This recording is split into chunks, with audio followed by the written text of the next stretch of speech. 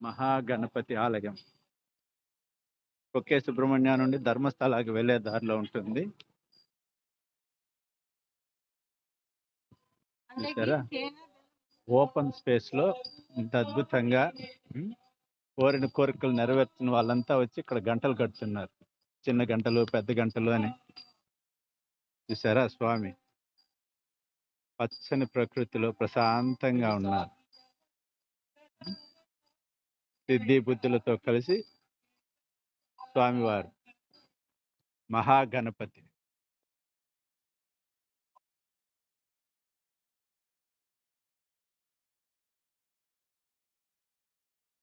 మహాగణపతి పెద్ద పెద్ద గంటలు,